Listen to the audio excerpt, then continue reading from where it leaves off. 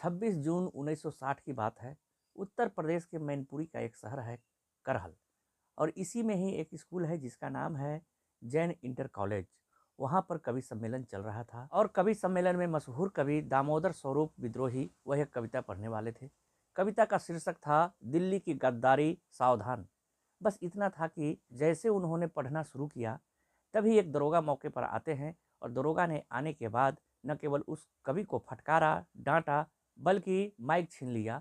और माइक छीन कर उन्होंने कहा कि तुम सरकार के खिलाफ एक भी शब्द नहीं बोल सकते हो। अब दरोगा यह बात जब बोल रहा था तो पूरी भरी सभा में जितने भी लोग थे सबकी नज़रें उस पर पड़ जाती है।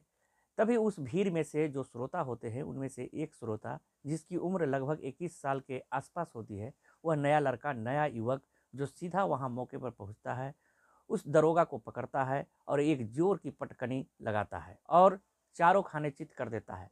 बस इतना होना था कि जितने भी जनसभा में जितने भी उस कवि सम्मेलन में लोग आए थे सुनने के लिए उस कवि को, सभी तालियां बजाने लगते हैं और जोर जोर से। और जब तालियां बजने लगती है तो उस लड़के को अपने कांधे पर उठा लेते हैं।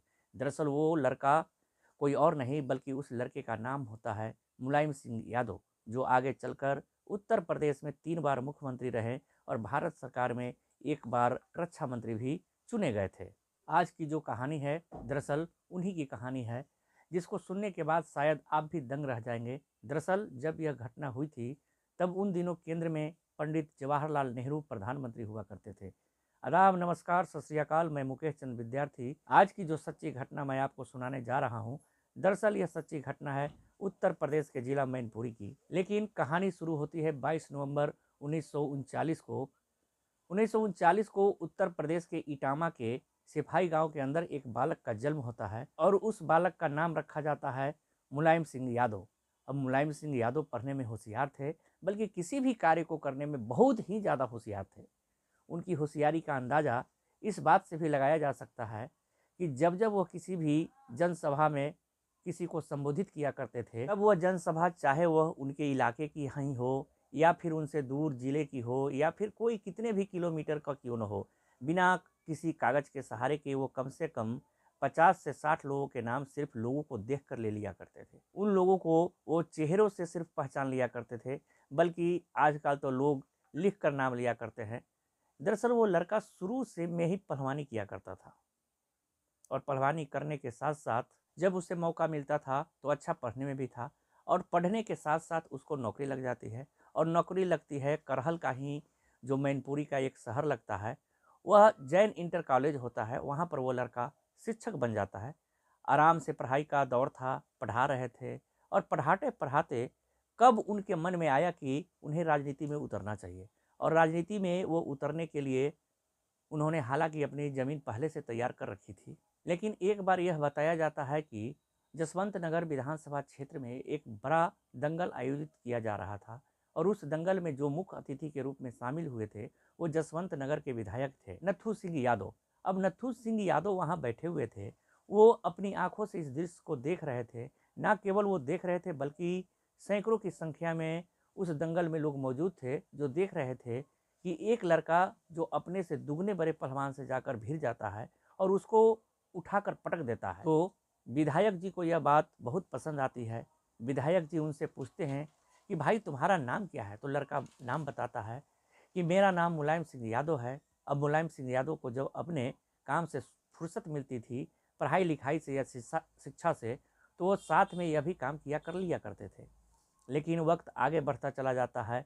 आगे बढ़ने के बाद वो विधायक चुन लिए जाते हैं। 1967 में यह जो मुख्य अतिथि बन के आए थे उस सभा के अंदर, नत्थू सिंह यादव, उन्होंने ही अपने जसवंत नगर की सीट को छोड़ा था। और 1967 में पहली बार जब मुलायम सिंह यादव जसवंत नगर सीट से विधायक का एक इलेक्शन लड़ रहे थे तो यहीं से जीत जाते हैं। और जीतने के बाद वो राजनीति में कुछ इस तरह सक्रिय होते चले जाते हैं कि न केवल उत्तर प्रदेश में बल्कि भारतवर्ष में जगह जगह उनकी पहचान लगातार बढ़ने लगती है। और जब उनकी पहचान लोगों के बीच में बढ़ रही थी तब सबसे ज़्यादा अगर किसी को खटकते थे तो वह कांग्रेस को ज़्यादा खटकते थे। और ऐसा ही होता है। एक बार 2 मार्च 1984 का यह वाक़या है। इटावा और मैनपुरी के बॉर्डर पर एक गांव लगता है। वहां पर शाम 5 बजे के आसपास एक जनसभा को संबोधित किया जाता है। और सभा को संबोधित करने के बाद अगले ही दिन 3 तारीख को एक कुर्रा थाना क्षेत्र लगता है, उसका गांव लगता है मई खेरा। यहाँ पर रामेश्वर हैं, एक नेताजी थे, उनकी बेटी की शादी होने वाली थी। तो पहले मुलायम सिंह यादव उस शादी समारोह में शामिल होते हैं। इसके बाद उनका एक दूसरा प्रोग्राम था।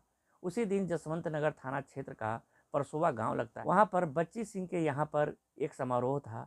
उस समारोह में शामिल होकर वो निकलते हैं। रात के लगभग 9:30 बजे के आसपास का वक्त हो चला था और यह बात बताई जाती है कि 4 मार्च 1984 की यह बात है। जैसे ही सरकारी गाड़ी में वह जा रहे थे, रामेश्वर दयाल यादव, बच्चीलाल यादव ये उनके साथ बैठे हुए थे गाड़ी के अंदर।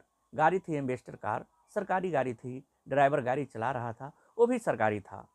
साथ ही उनकी सुरक्षा में कुछ पुलिस वाले भी लगे हुए थे। इसी बीच में उनके साथ चल रहे 2 मोटरसाइकिल पर, यानी कि एक मोटरसाइकिल पर 2 सवार बैठे थे, जिनमें एक नेत्रपाल सिंह होते हैं, दूसरे उनके पीछे बैठे थे। मोटरसाइकिल पर छोटे लाल यादव जो कि प्राइमरी शिक्षक होते हैं, गाड़ी चल रही थी।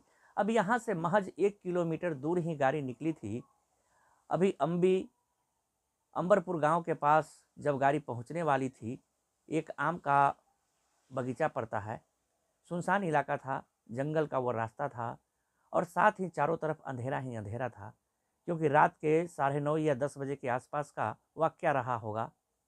और आम के बाग की तरफ से लगातार एक के बाद एक गोलियां चलनी शुरू हो जाती है। और जब गोलियां चल रही थी तो बाइक पर जब आगे बैठे हुए थे नेत्रपाल और उनके साथी छोटे लाल जो होते हैं, तो गोली लग जाती है। छोटे लाल की मौके पर ही मौत हो जाती है, जो कि प्राइमरी में शिक्षक होते हैं, और नेत्रपाल के पैर में गोली लगती है, जिसकी वजह से वो गंभीर रूप से घायल हो जाते हैं।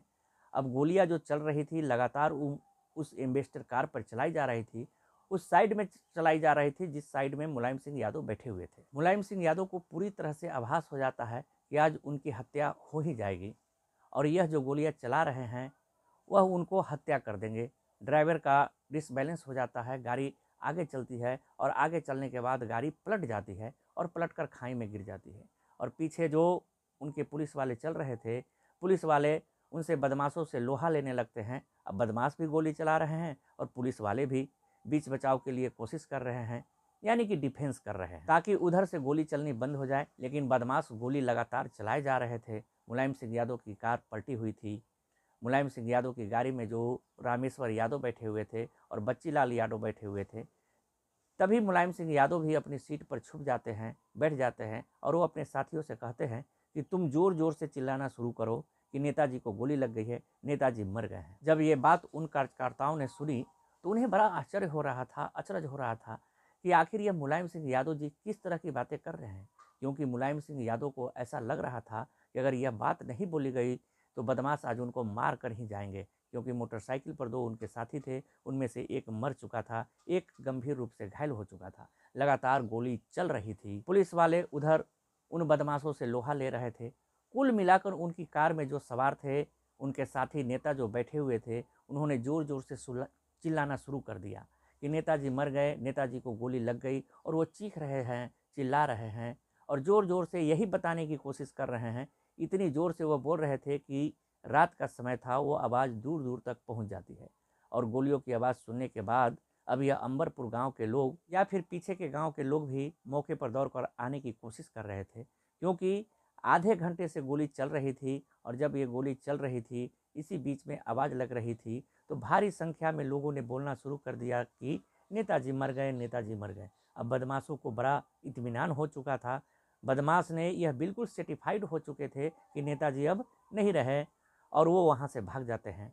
करीब 1 घंटे के बाद यहाँ के पास में जो थाना लगता है कुर्रा, वहाँ से पुलिस वाले आते हैं और गाड़ी को सीधा किया जाता है। गाड़ी सीधा करने के बाद उनको लेकर जाते हैं और ले जाने के बाद फिर उनको साथी नेत्रपाल, क्योंकि एक तो मर चुका होता है, उसका इलाज करना शुरू कर देते हैं।